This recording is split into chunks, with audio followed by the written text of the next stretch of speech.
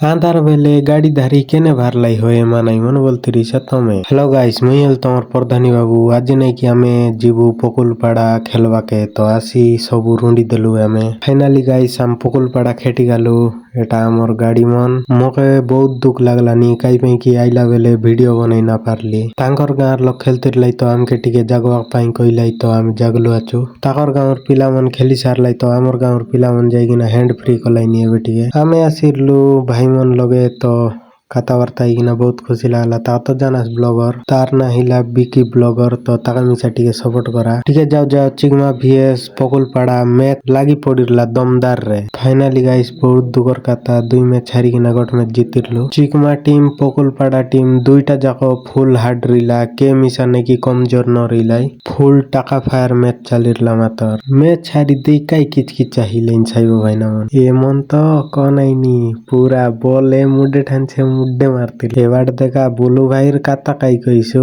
हारली बोली फोन देगी बसला आछे। तो गाइस टाइम मिसा 12टा ही गाला एबे गालनी आमे घरे वीडियो बोल लागिरिछि बोले लाइक कमेंट शेयर करवाटा न फासरा।